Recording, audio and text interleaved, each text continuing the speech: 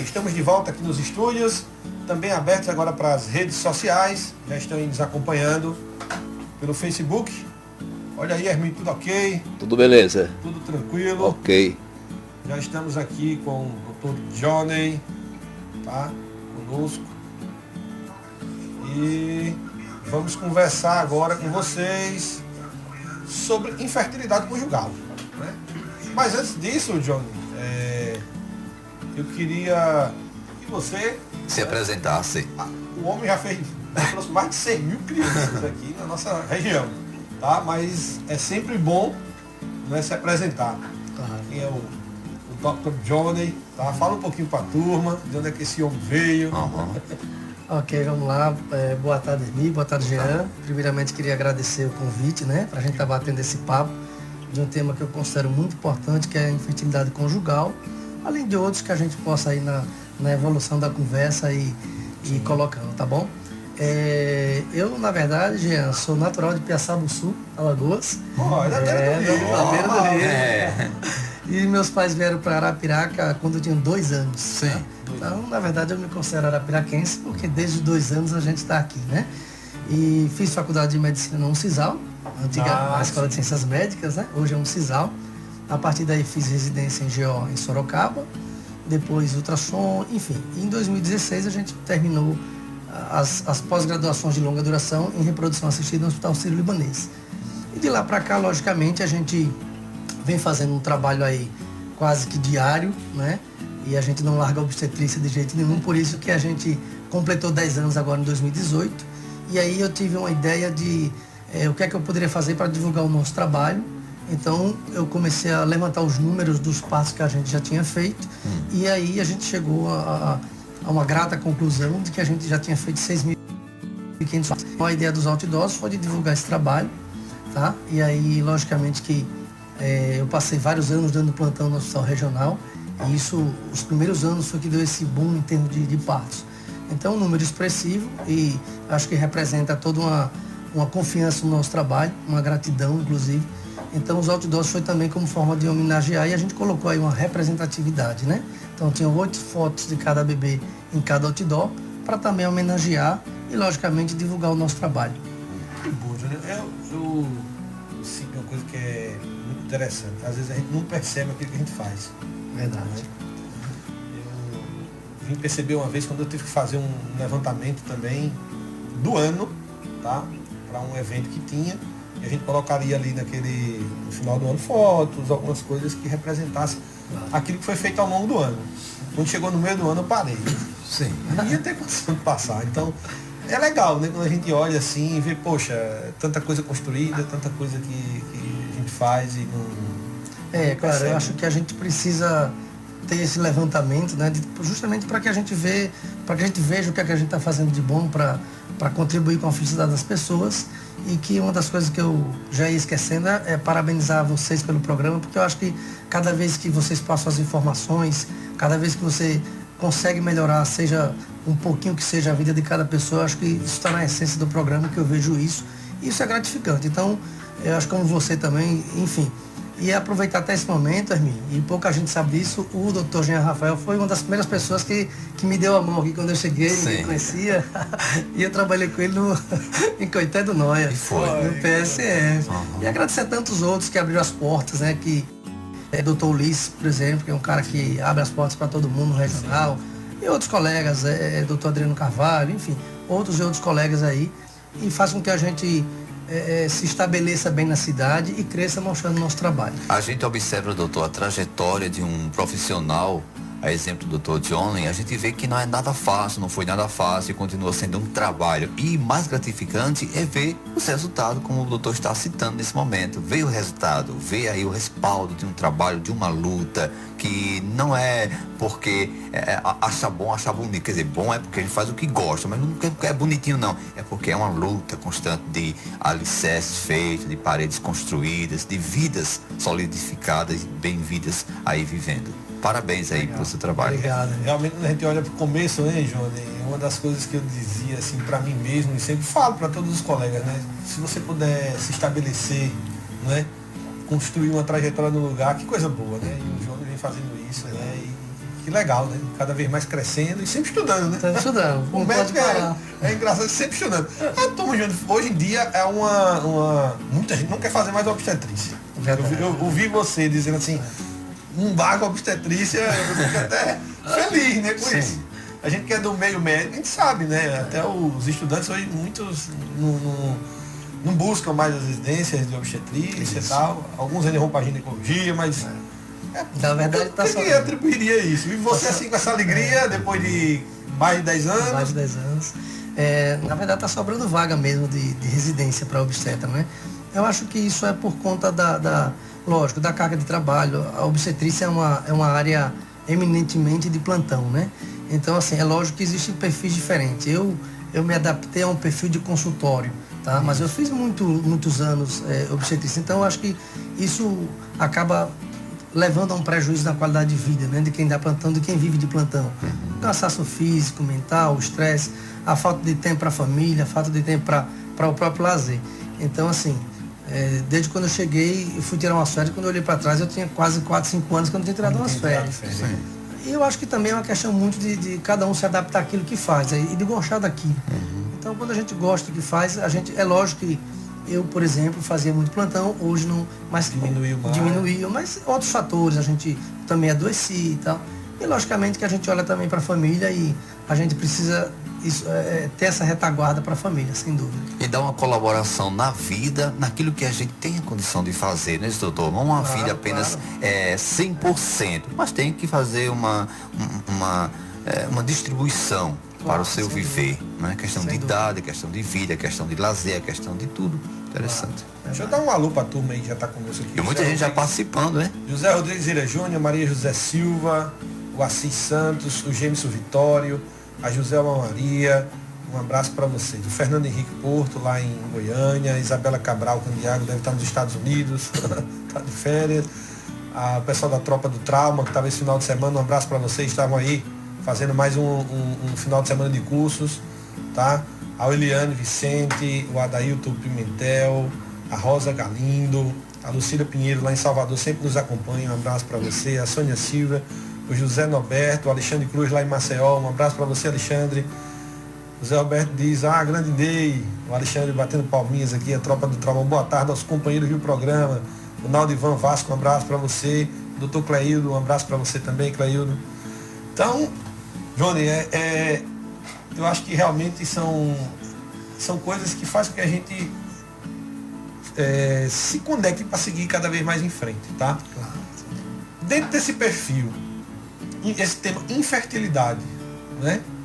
O que seria isso? Pelo menos isso de uma forma mais clara. Infertilidade a gente confunde de diversas formas. A população às vezes tem uma pessoa que não consegue ter um filho, né? Um casal.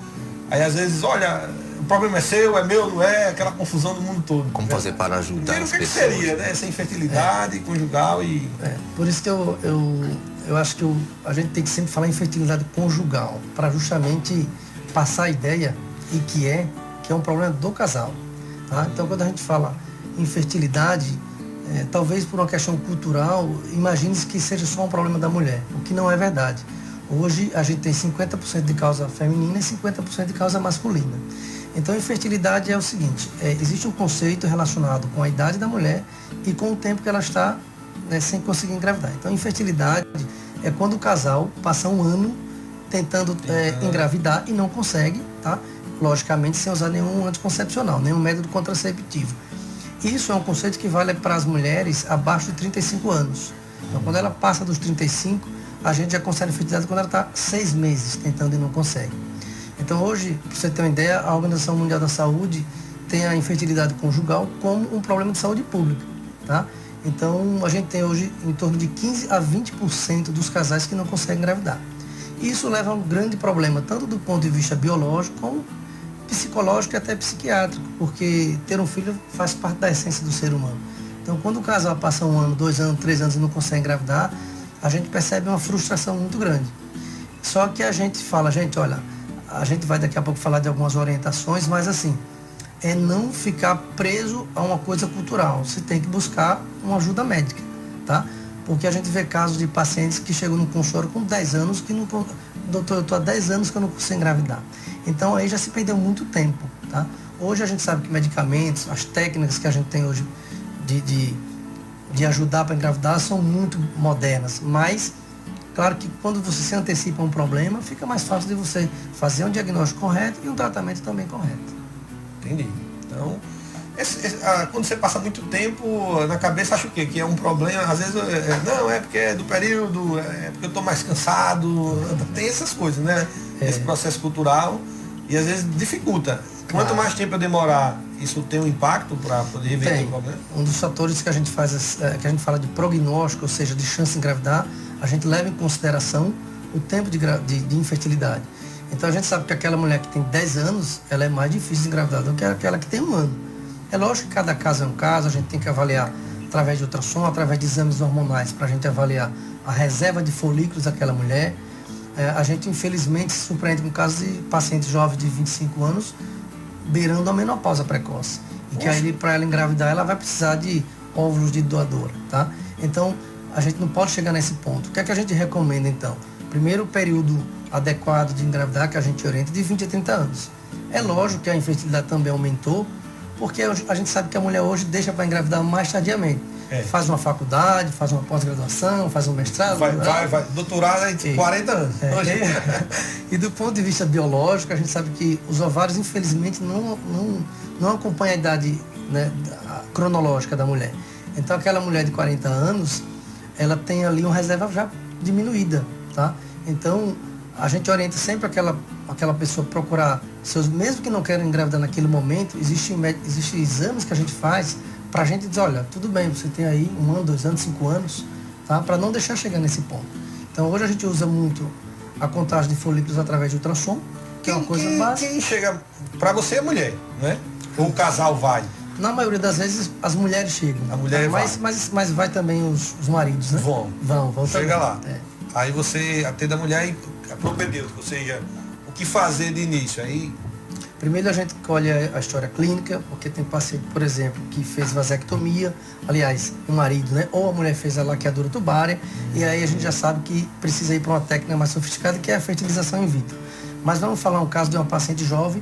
O mais comum são mulheres que têm ovários micropolicísticos e elas passam a ter irregularidade menstrual, não ovulam bem e, consequentemente, não engravidam. Então, primeiro a gente faz um apanhado histórico, e a gente lança a mão, então, dos exames, a propedêutica, ultrassom, para ver se tem folículos ali nos ovários, se o útero não tem mioma, não tem pólipo, não tem nada que possa dificultar. Pede exames hormonais e exame das trompas, que o ultrassom não vê trompa, né? E faz o espermograma, que é o exame do homem, tá? Então, essa é a propedêutica básica para a gente avaliar. Em alguns casos, a gente precisa de uma ressonância, uma esteroscopia, outro exame que amplie essa visão. Mas normalmente com exames hormonais, ultrassom e espermograma, a gente, 95% dos casos chegam ao diagnóstico. Entendi.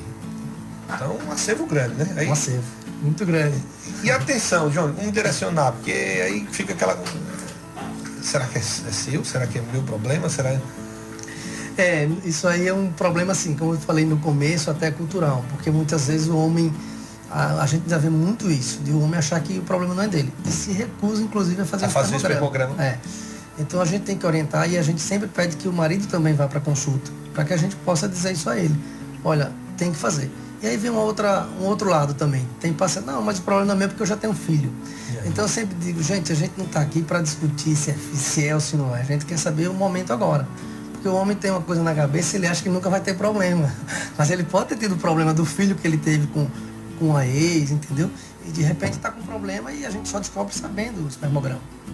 E outra coisa, a gente pega espermograma num nível às vezes moderado que a gente consegue corrigir com medicamentos. Então por isso que é importante fazer. Eu tenho muitos casos de pacientes que vieram com espermograma num nível de alteração não grave, que a gente consegue reverter com medicamentos. São hoje usados antioxidantes. Isso melhora muito. E muitos casos de pacientes que engravidaram até espontaneamente sem nem precisar de tratamento. Então o homem tem que parar com essa questão de dizer, o meu problema não é meu. Até porque se o problema é do casal, ele tem que estar do lado da mulher ali dando apoio. E ele tem que fazer a parte dele. Porque senão você faz uma coisa incompleta.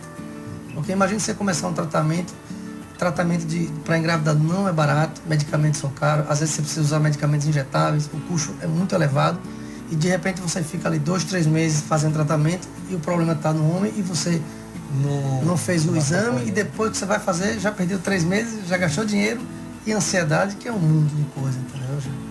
Entendi. Pois aí, tá vendo aí, Hermínio? Essa orientação para quem está ouvindo a Pajussara e o Papo de Saúde nesta tarde é um caminho aí. E é o Dr. Johnny, a Daiane Simone, a Maria Rodrigues, um alôzinho, companheiros de Emmanuel, Thales, manda um abraço também, o Jadney aqui conosco, a Joelma Araújo, o Laelson Lima, a Cleide Tagino, a Regiana Oliveira, o Jadem, parabéns, Jean, um grande abraço a esses 2 médicos que fazem diferença em nossa região. Juliette França, Rosa Maria, muita gente aqui já interagindo conosco de todo o Brasil. Um abraço a todos vocês aí que acompanham o Papo de Saúde. E hoje aqui com o Dr. Johnny, né, falando de infertilidade conjugal, né, Conjugal. e outros temas importantes aqui da obstetrícia. Diga uma coisa. Uma vez diagnosticado, aí esse tratamento você falou, é caro, esse tratamento pode ser feito ainda na rede do SUS, como é que existe isso? Esse é um grande gargalo que hoje a gente impõe assim, na nossa realidade, né? Porque são pouquíssimos serviços que fazem tratamento pelo SUS, inclusive tratamento de fertilização, por exemplo. Até um serviço muito grande que nós tínhamos em Recife fechou para o SUS, né? Que era do IMIP. Então hoje nós temos alguns, um ou outro em São Paulo, um outro. Então assim, realmente é uma dificuldade muito grande. A coisa tem melhorado, né? A gente hoje tem serviços que fazem fertilização a um custo acessível, mas é um acessível que hoje um tratamento desse custa 15 mil reais, tá? Mas já foi 30, 50, entendeu, Jean?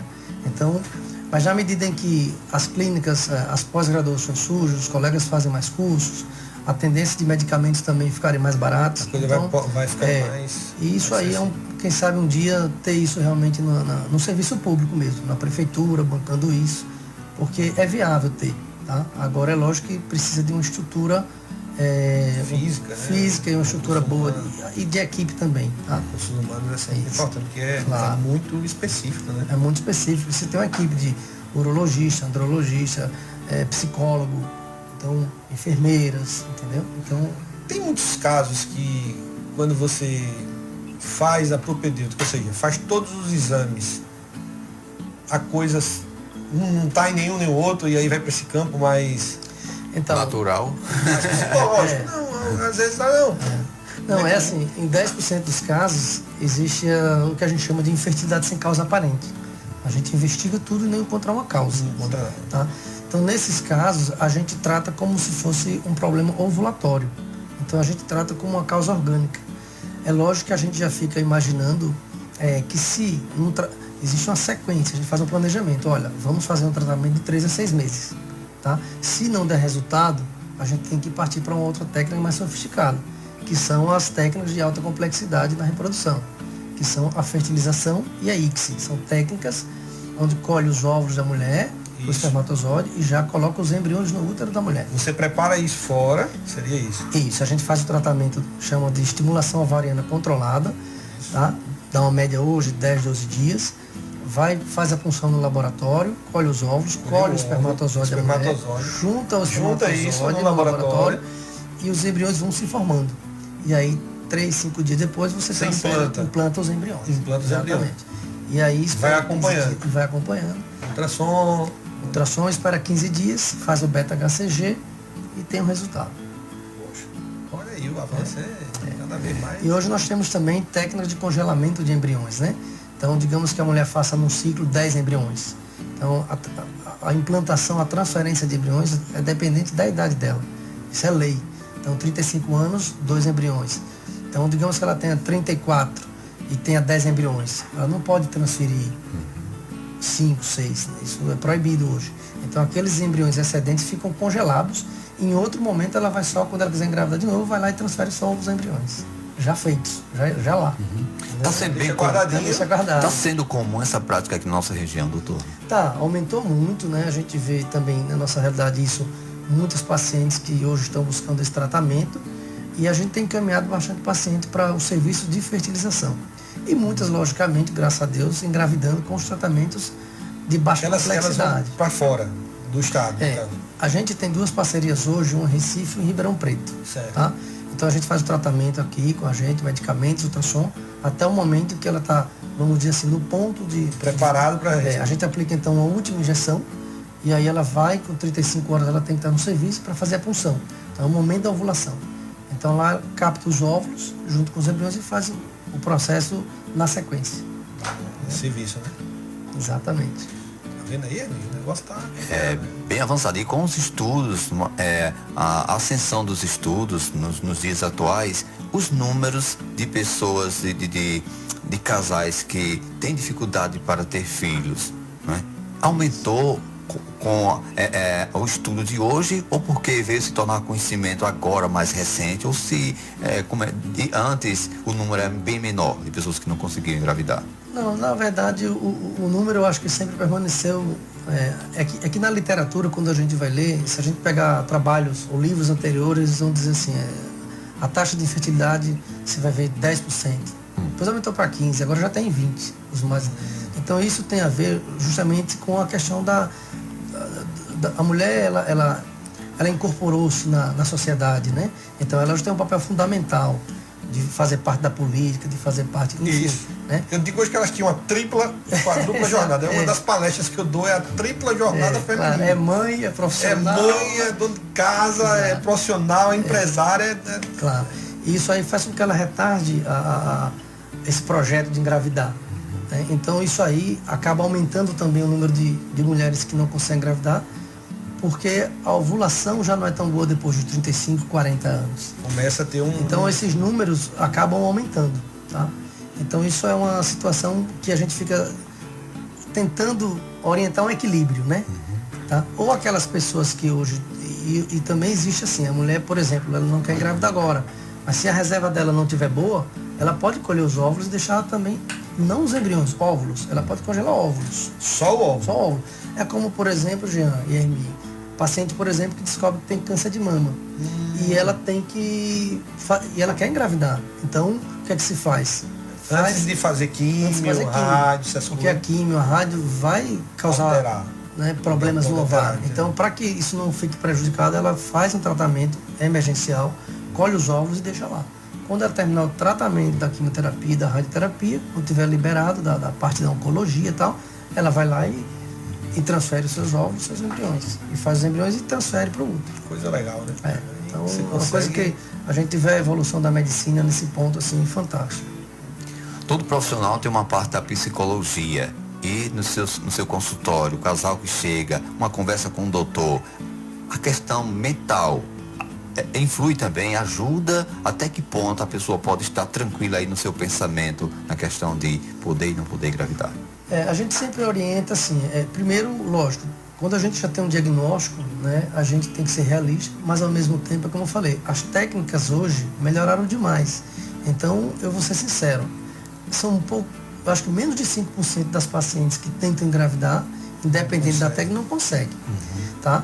Então, assim, vai ter uma boa parte que vai engravidar por relação sexual programada, é um ciclo mais simples, tá? E vai ter aquelas que vão ter que ir para fertilização.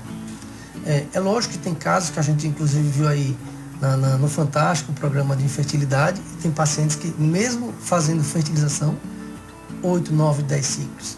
Então, são casos assim extremos, mas existe. Então, de não conseguir.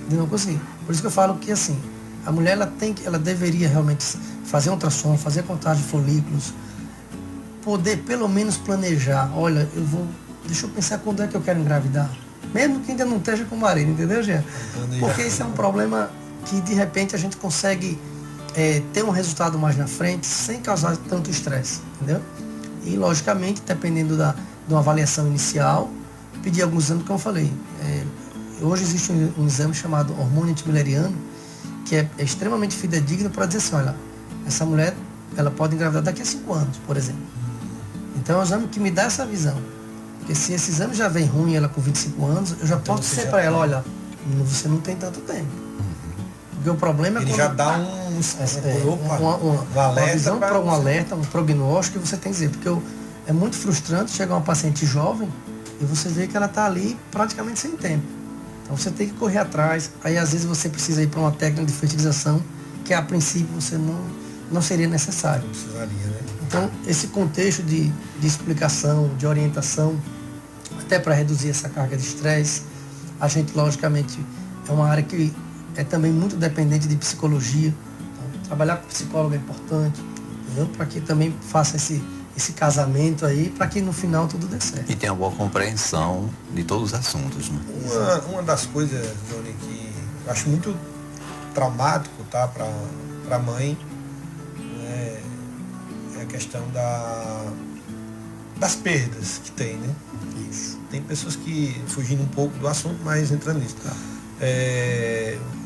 Engravida, perde, né? Isso. Primeiro, segundo mês, tal, engravida, perde, né? Como lidar com a situação dessa? Como é que lida com isso? Tem pessoas até que desistem, né? É verdade. Não voltem mais não, que não quer. Existe alguma coisa que possa ser feito nesse meio campo? Ou depende também desse acompanhamento? Teria a ver com esses fatores também? Esses casos de abortamento recorrente, né, paciente perde, primeiro a gente precisa avaliar, isso é importante, o tempo que ela está perdendo esses bebês, porque isso já dá uma ideia das possíveis causas. Então, por exemplo, a paciente que ela é engravida 2, 3 vezes no comecinho da gravidez e muitas vezes nem se forma embrião, a gente já leva a pensar em alterações genéticas. E aí a gente já pode indicar um cariótipo ou até encaminhar para um geneticista, por exemplo. Tá? Se ela perde um pouquinho mais para frente e de repente 2, 3 gravidezes ali, os bebês aparecem com malformação. Tá? A gente também pensa em síndromes e alterações genéticas. E aquelas pacientes que perdem até no final da gravidez, já, que é extremamente traumático, você está com sua gravidez até 7, 8, 9 meses, de repente você vai lá e está em óbito. Então, uma causa também são as causas imunológicas, tá? E as trombofilias, que são um grupo de doenças que hoje é responsável por muitas causas. Então, primeiro é toda aquela história de você fazer um apanhado histórico do problema, de individualizar cada caso, solicitar os exames para cada um, mas assim, e tem pacientes que pedem 4, 5, não sei, você não faz nada, ela engravida e vai embora. Entendeu? Então você fala, e agora? Não tem um diagnóstico, tá? Mas é lógico que aquelas em que você tem a oportunidade de orientar, de pedir os exames. E a gente tem muitos pacientes que a gente vê com a trombofilia que ela não tinha esse diagnóstico. Porque é assintomática, ela não sente nada, você não vê nada. E de repente você começa a desconfiar porque ela engravidou e perdeu, engravidou e perdeu, engravidou e perdeu. E aí hoje tem medicamentos fantásticos que acabam levando essa gravidez até o final. Então é outro ponto importante que está dentro realmente da questão reprodutiva. Isso aí nos congressos é extremamente falado, dessa perda gestacional recorrente e que, logicamente, isso leva a um prejuízo enorme da questão psicológica, né? O abatimento que dá, os estados depressivos, né? Mas é assim, como eu falei, hoje talvez você fique aí de 1 a 5% de casos que você não consiga dar um diagnóstico. Então a maioria dos casos você consegue fazer um diagnóstico correto e propor um tratamento. Além de outras causas, mioma, pólipos, que também são casos de abortamento recorrente. E aqueles,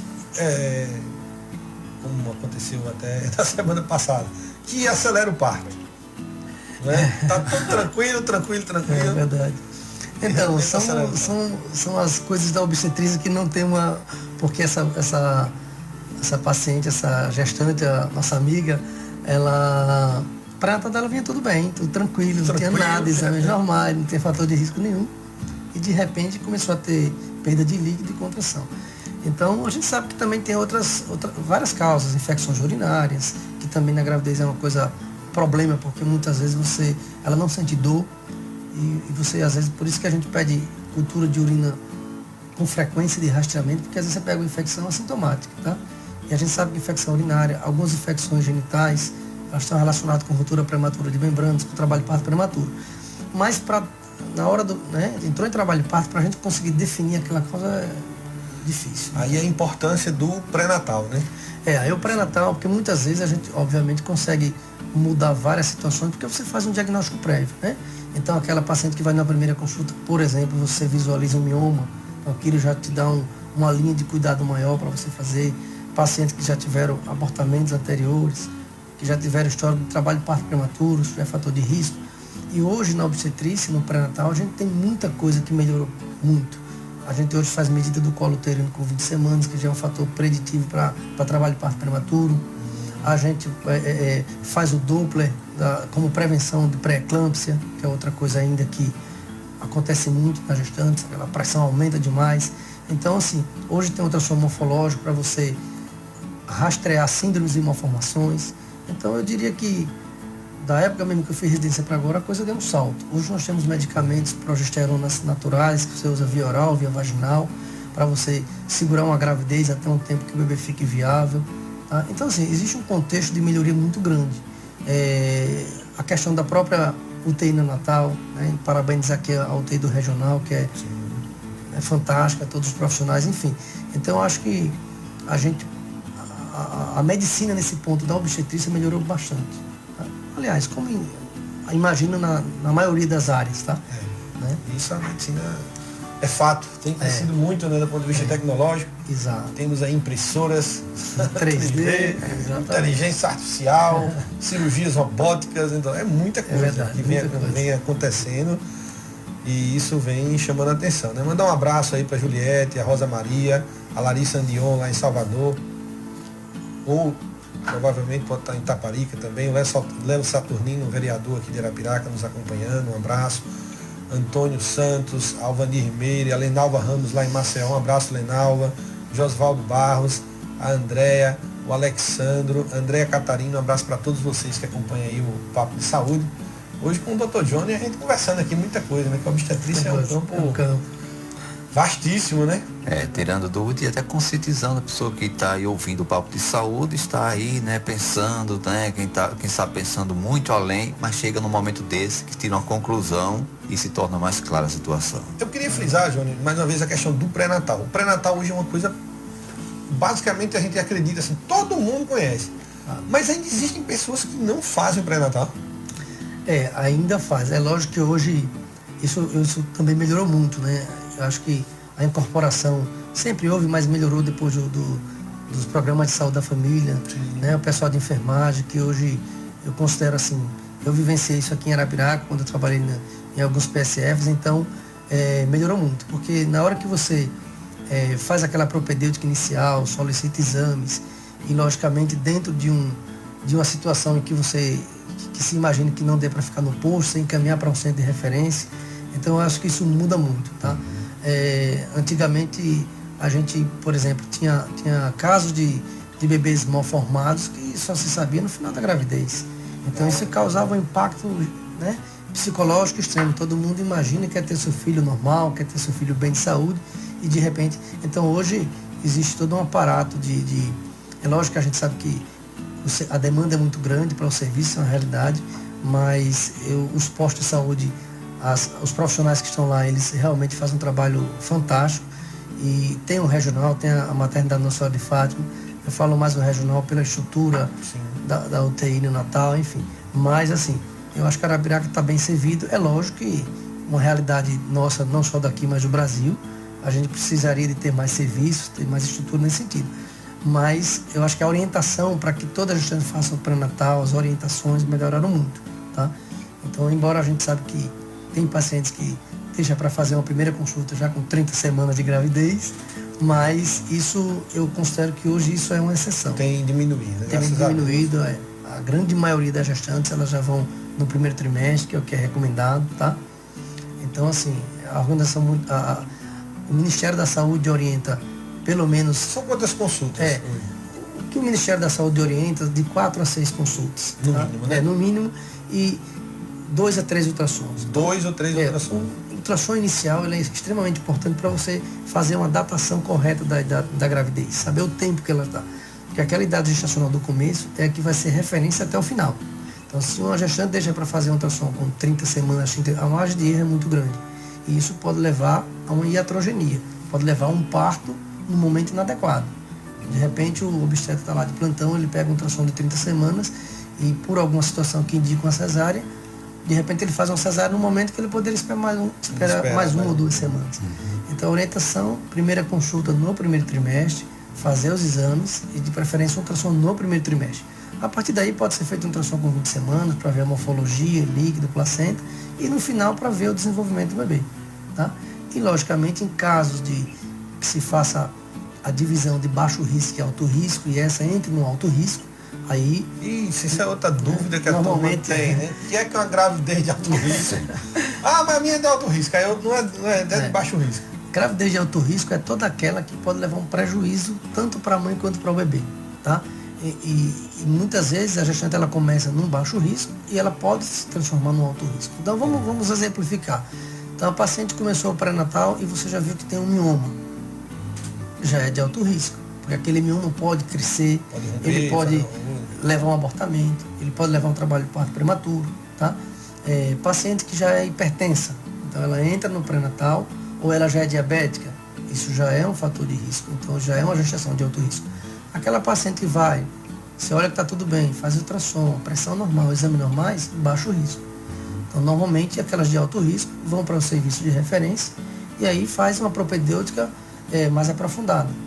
Aí pode-se lançar mão de dupla fluxometria, que é um exame de ultrassom para avaliar a vitalidade fetal, para avaliar o risco dela ter uma complicação, e exames de bioquímica, tá? Que a gente faz para a gente fazer um prognóstico se aquela paciente tem risco de ter, por exemplo, uma síndrome HELP, uma complicação grave dessa gestação. Entendi. Então, ideal são essas 4 a 6 no mínimo, os 3 ultrassons, para a turma entender bem, né? E procurar o mais precoce possível fazer o pré-natal. Quais seria, Johnny, assim, as 3 patologias para ficar mais antenado?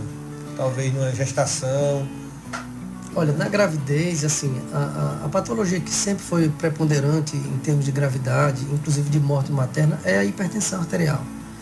Então, a pressão alta na gravidez, que a gente chama de doença hipertensiva específica da gravidez, ou pré-eclâmpsia, então é aquela gestante que normalmente ela não tem histórico de pressão alta, e ela chega do meio para o fim e começa a aumentar a pressão. Então, hoje tem um rastreamento da pré-eclâmpsia pelo ultrassom do primeiro trimestre, tá? É o Doppler das artérias uterinas. Então o Doppler, o rastreamento, nem sempre a gente vai pegar aquele. A gente faz um Doppler normal e ela vai ter pré-eclâmpsia. Mas, em grande parte dos casos, a gente já pode detectar. O que é que isso muda então?